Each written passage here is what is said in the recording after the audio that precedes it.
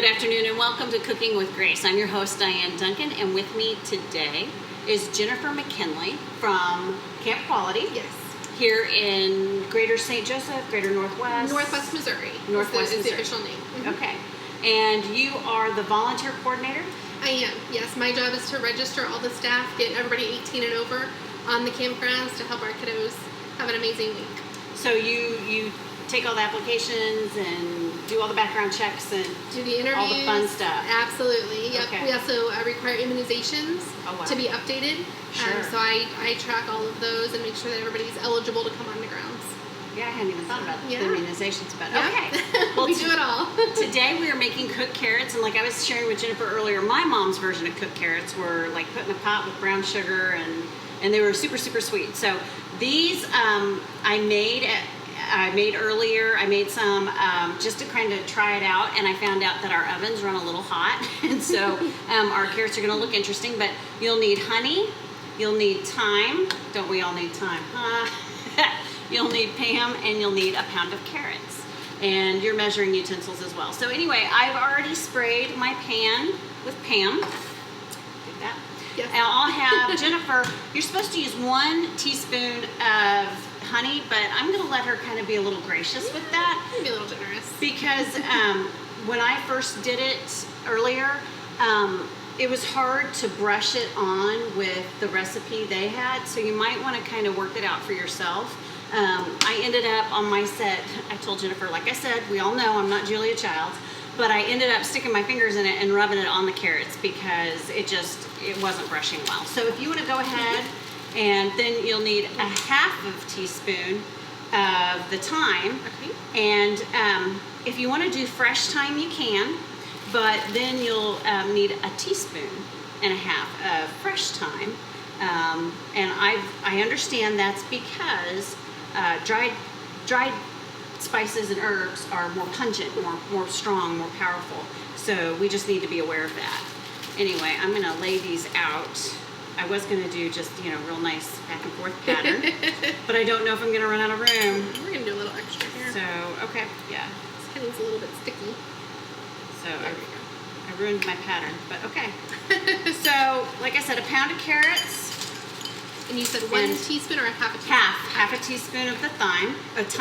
Excuse me. You can't pronounce it with phonics, so that's my bad. Anyway, so while Jennifer's mixing all that up, I'm going to ask you, Jennifer, how did you come to know Jesus Christ as your personal Savior? So the year was probably around 1996, 95, somewhere in there.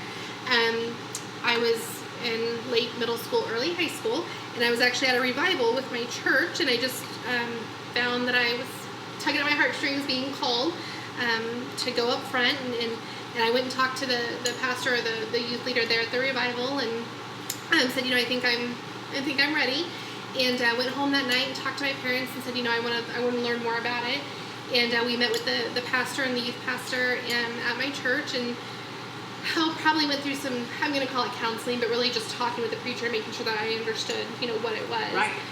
For probably, 4 to 6 months maybe. And then my brother and I actually went through it at the same time. We got saved at the same time. And then on Mother's Day in 1997, we were both baptized. What a beautiful gift. Time. Yes. Oh my gosh, gosh, pretty that's amazing. awesome. Yeah, it was awesome. So yeah, that's kind of short and sweet, but it's just, you just never know when it's going to hit you, and it was just the right time, and the rest is history. Here I am. So you've been walking with the Lord ever since? I have, yes. Awesome. Yeah, absolutely. So sometimes stumbling along, but yes. sometimes He carries me. No, I understand that. So once you think that's mixed up well enough, go ahead and you can try to brush it on if you're brave enough. We'll see how this works. Yeah. Just give it your best go. I'll take that since it's sticky, and I'll put it in the sink. And yeah. Yeah. I did wash my hands, I promise. Yeah, that is a prerequisite to come on Cooking with Grace, is you must wash your hands. But yours is going better, so maybe the adding of the extra honey was a really good idea because, mine did not earlier go this well. Well, maybe too, we had talked briefly, maybe heating up the honey, make it a little more liquid. That might help as well. That's true too. So anyway, as she's brushing these, you might want to start your oven at 400 and wait for it to warm up. And then what you'll do is you'll stick these in for about 20 to 25 minutes. Now, when I bring out my carrots, masterpiece. Yeah, we're gonna call them Cajun carrots, even though they're probably not gonna be spicy at all. But like I said, I think our ovens run a little warmer maybe here at Grace, and so they're a bit blackened. But there's enough I think we'll be able to sample that won't be too blackened. Yeah. I don't know. We'll make it work. Exactly. But this is just all about, doing simple 3-4 ingredient recipes that, I hadn't done a vegetable yet. I'd done some desserts and stuff. And I did a main course, but some people might call it a dessert. I did chocolate gravy. I don't know if you've ever heard of that. I have not. It's one of my favorite family recipes. So anyway, I thought it was time to do something healthy, so we're using a vegetable. I try to sneak in something healthy every once in a while. We made these graham cracker with peanut butter cookies, and I sliced up bananas. Ooh, that's and then fruit. we dipped them in chocolate. Anyway. Hey, chocolate's a bean, right? That's what Right. Yeah, like coffee is too, right? That's right, absolutely. Okay. Okay. All right, I'll take this, and while I'll get you a paper towel. Thank you. While I'm putting these in the oven, could you tell us a little bit about Camp Quality, what its mission is, and how it got originated? Absolutely. So Camp Quality is a nonprofit organization. Our goal is to help children with cancer be kids again, and we do that by providing not only a week-long camping experience for the kids, but we also provide year-round support and year-round activities for the kids, their siblings, and their families to kind of be able to come together and meet other children and other families that are similarly situated as far as having a cancer diagnosis in their family. Camp Quality USA was actually started in Australia and migrated over here to the United States. And actually Camp Quality Northwest Missouri, which is held at Camp Far Westa out near Stewartsville, Missouri, was actually the very, very first Camp Quality in the United States. Wow. We are the oldest. I believe this year is I'm going to get this wrong maybe, but I think it's like our 35th or 36th year of camp. Of course, we're not having the week of camp this year due to all the COVID issues, but we are still able to provide some really fun experiences for our kids. One thing that we have done is we've packed backpacks. So our national organization actually really took the reins this year and said we're going to provide activity cards. We're going to come up with, based on the kids' age levels or grade levels, we're going to come up with activity cards, and then they're going to do those activities every day, kind of collectively as a camp online. Oh, neat. So it's like I said, it's by age or by grade level, but it's things like, what does it mean to be courageous? What does it mean to be outgoing or honest? And kind of relates back to what they're going through with their cancer diagnosis and with their treatment, to help them, what does it mean to be strong and those kinds of things, kind and all those kinds of things.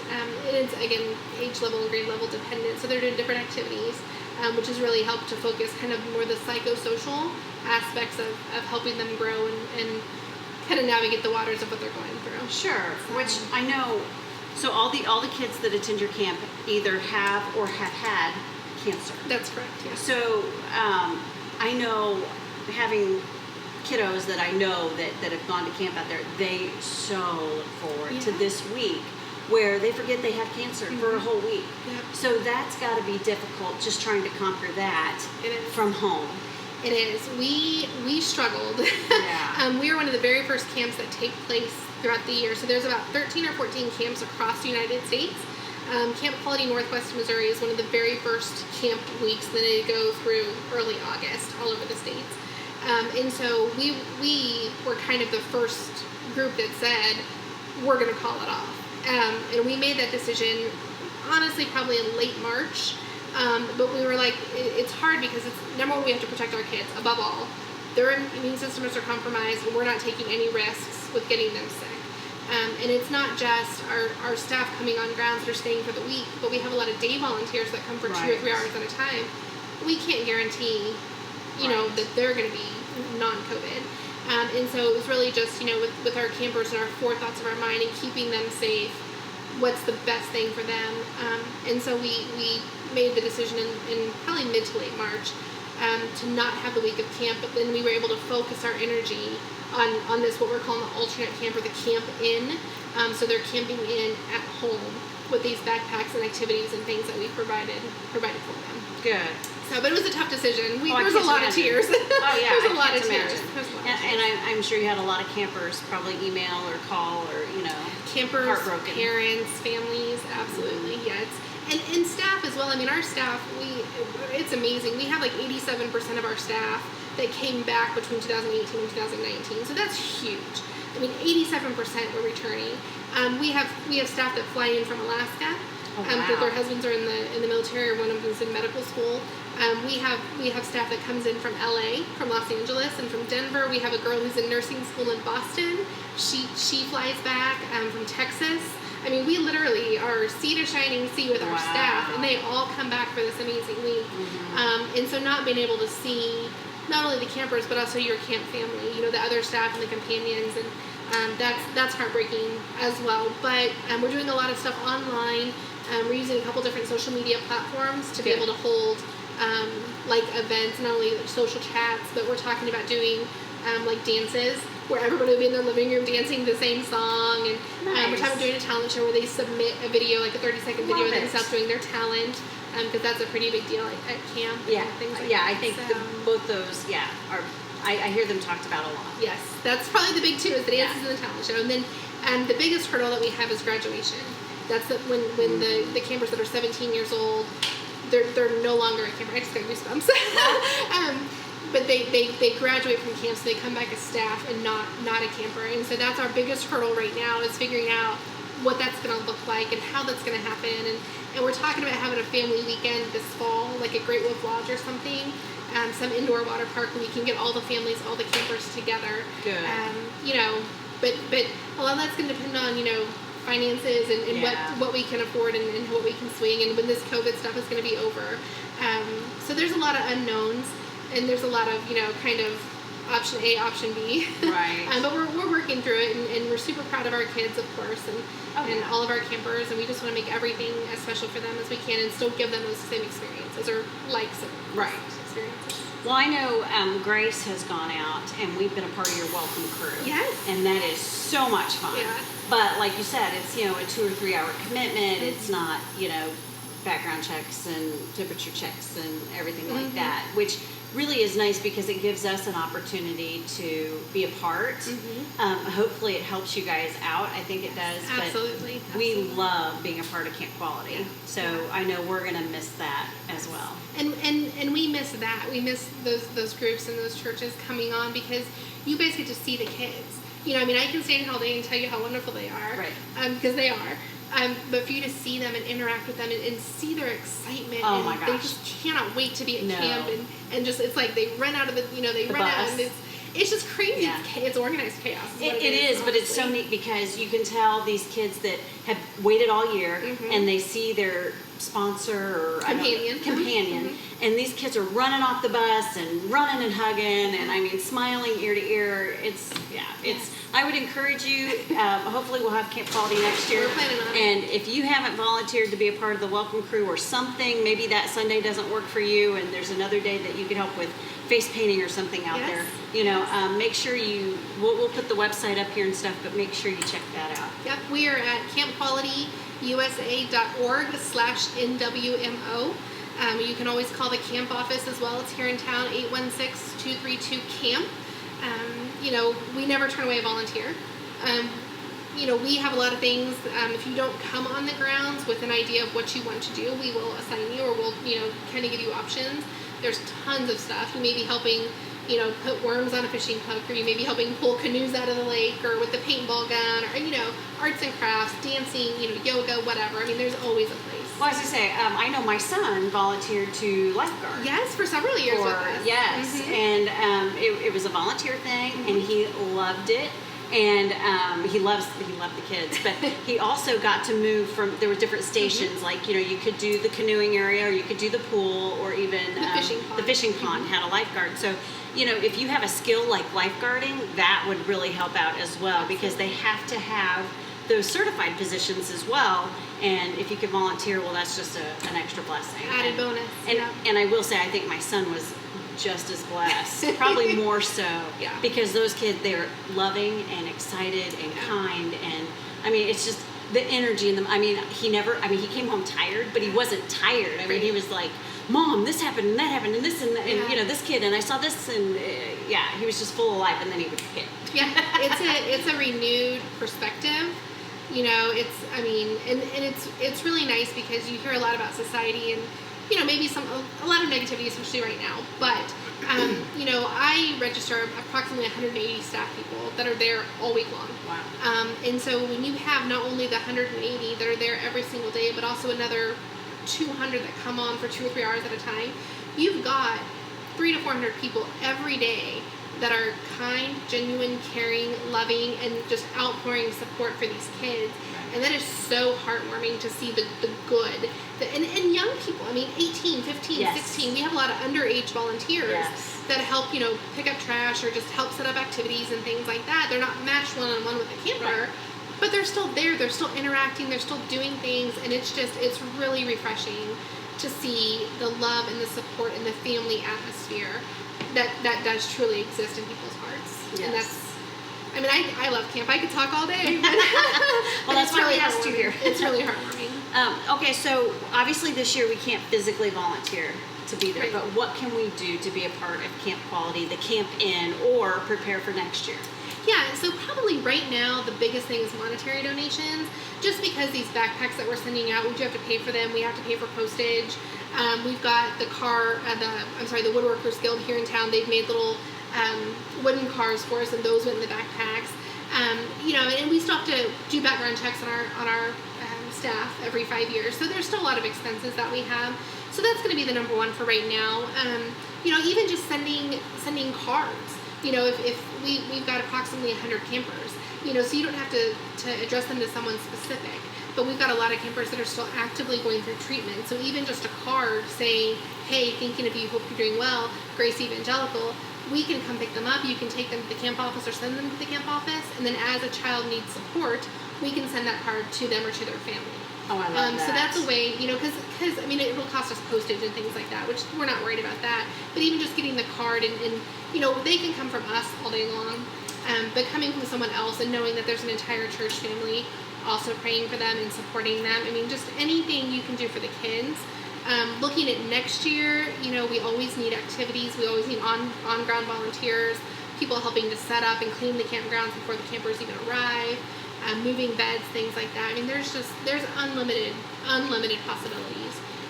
We have a country store where we give out snacks and prizes and, just little knickknacks and things for the kids. Toiletries, if somebody forgets their shampoo, we always have shampoo available, or we'll go buy it for them. So things like that. Some of our kids literally come to camp with just the clothes on their back. That's it. And we provide bedding. We go buy bathing suits. We go buy clothing for the week, shoes. Wow, I didn't know that. Mm-hmm. Yeah. So there's a really big need there. You figure, especially this year. it's hard with COVID. People are not working. They're getting cut back. They're losing their jobs. Right. Now imagine adding a child with cancer on top of that. Not only insurance, but at least one parent taking off work to travel. Maybe it's a single family home, which a lot of our kids are. That one person is now not working, and now they have no money to take their children to treatment. Plus just the cost of treatment itself. It's just so they don't have anything left over to buy those extra things. Right. So, and that's part of what the week of camp provides is those fun things that the families aren't able to sometimes. And that's why hopefully I'm hoping we get it off the ground. We're focused on this Camp Inn in the backpacks right now, so we haven't started planning the weekend camp for this fall. But I'm really hoping that takes off and that we have the funds available to do that, because that would be an amazing break for the families, the campers, and for our staff as well, to be able to come together. And just a time of joy and fun. Yeah. And forgetting all the celebration. Yes. Celebration. Yeah. So if I want to come and do a 3-hour thing, I don't have to do a background check, but I still probably need to go on the website, correct? Correct. A 2 or 3 hour commitment is what we call a day volunteer. So you have to fill out the form saying you haven't traveled out of country, you're not convicted of a felony or child abuse or anything like that. There is still a form you'll have to fill out, but you can go on the website, again, www.campqualityusa.org, /NWMO, and there's a place that says be a volunteer. You'll probably get rerouted to me at some point, but yeah, we can absolutely get you signed up and get all your registration and everything going. Okay, but if I want to do the whole week too, that's the same place Same I thing, go, yep. same form I start with, and everything. Yep. Okay. Yep. Start there, and then what we'll do is we'll kind of filter you through. You know, I'll probably call you and say, okay, you know, this is your first time. What does your role look like? And get you to the right, you know, kind of area of on our side of things. So, but yeah, just go on our website and click be a volunteer, or and we'll get you going. So, what if I want to do like an in-kind donation? Like, let's say I am, you know, the Martha Stewart of, I don't know, sewing. Sure. Because we know I'm not the Julia Child. So, let's say I am, and I want to make camper bags. Do you guys accept something like that? We do, absolutely. We have, like I said, approximately 100 campers every year, ranging in age from 4 years old to 17 years old. Our male and female are about 50-50, roughly. There might be a little more female campers. But it's about roughly 50-50. So my only thing would be, you know, just keep that in mind, the age differences. Right. And gender neutral, maybe. And gender neutral, you know, that's fine. But yeah, absolutely. I mean, if you want to make 100 bags or, you know, whatever, we'd absolutely use them, and the campers would use them, because throughout the week of camp, they get prizes and they do things. And so, I mean, anytime we get anything like that donated, they'll carry it around all week. And when I say they carry around, normally they have their companion carry it around. Right, yeah. But it still gets used. It still gets right. used. And we fill it up before they leave camp, and with everything to take home. And yeah, it'll be put to good use. We don't waste much. And it would be a fun bag to take to maybe chemotherapy or something like that, Yeah. with some fun activities to distract while the yuck's Yep. going on. And anything that doesn't get used at camp, we keep in our camp office. And then if there is a child that's going through therapy, we'll fill it with camp stuff, and we'll take it to the hospital for them. So, I mean, just if it's not, you know, if you want to make 200 bags, and we don't use them all during the week of camp, they will get used. We send them, and even new campers that we've never met before. If Children's Mercy or somebody calls us and says, hey, I have a family that might be interested, can you send me literature or send me something? We will prepare a bag, drop it off at Children's Mercy, and then the nurses will get it to that family, just for HIPAA. You know, we can't know who it is. Right. But they will get them that information about camp, and they can reach out to us. And even if they never come to camp, it's okay. We've helped a child, we've helped a family, and that's what we're doing. Right. You're doing what you're called to do. That's right. That's right. And we hope we do it okay. No, I only hear amazing things. So I'm just glad that you took time out of your day, because I know today was a busy day for you. And she doesn't live local, so you had to drive a little bit. I'm happy to do it. So I really appreciate your time. So these have probably cooled down. Okay. But as you can see, they're a little charred. So if you want to try and find a not so charred one, dig in.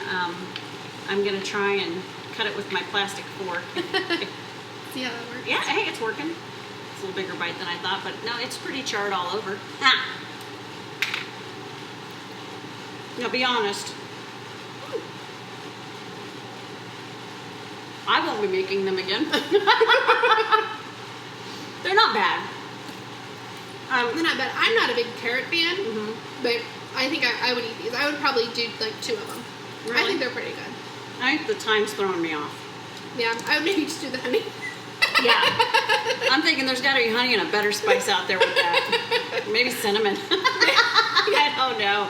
But I'm just sitting here going, Yeah. I think it's the time. time's a little strong. It is. And I'm just not. It's brand new. I bought it last night. Yeah, oh. That's a little strong. Yeah. Yeah, and I just think I'm not a fan. But anyway, give it a shot, you know. I mean, I like it. Yeah, these were carrots from the Second Harvest food box that Chad Higdon and I did Cooking with Grace a while back. And so he brought me a produce box. And so I used the carrots from that for another Cooking with Grace show. Wonderful. Yeah. Anyway, just play with it, mess with it. I think I like the idea of brushing the honey on there. I'm just thinking we've got to put something else on there, maybe a little salt. I don't know. I'm not a cook. Yeah. So I do ministry. That's what I do. I pray. I think I'm okay at that. Anyway, thank you so much for your time. Thanks you for having me. Sharing the laughs and for opening up your heart about camp quality. We really appreciate that. And you know, Grace totally supports that camp. It's a ministry at times. I mean, I know a lot of you guys out there love Jesus, so. Yeah. But anyway. So along those lines, you asked me, and this thought just popped in my head. Okay. So you had asked me what can be done to help. Right. On Sunday morning before our campers arrive, we actually have a non-denominational church service, And for the last couple of years, we haven't had anybody to lead it. And I know it's Sunday morning. I know. But if there's somebody from your church, or, even people from your church that want to come out and spend just 30 minutes with our staff and just pray with us and just give us the spiritual energy that we're going to need to get through the week, we would absolutely welcome that. I've been kind of picking staff and saying, can you do this? And they're doing a wonderful, fantastic job. Right. But that's something, that I think as they're preparing themselves for the week of camp, they're also trying to spiritually help others, and it can be draining. Yes. And so I think, if that's something that anybody's interested in, that would be a really good need. It's not directly camper related, right. but, the staff to me is just as important because they need that boost. Oh, yeah. To get through the week. It's going to flow over to the kids. I mean, if you fill up that cup, it'll spill out. Yeah. So that's a really great way. That is a if great anybody's way. interested. I didn't even know you guys did that. Yep. So staff arrives on Saturday night, and then campers arrive on Sunday. But Sunday morning, we always do a 30-minute non-denominational service just to get us ready and fill us up. I love that. That's awesome. Yeah. So, well, thank you again. thank you. And thank you for joining us. And maybe we'll see you again for another week of Cooking with Grace. Take care. Thank you.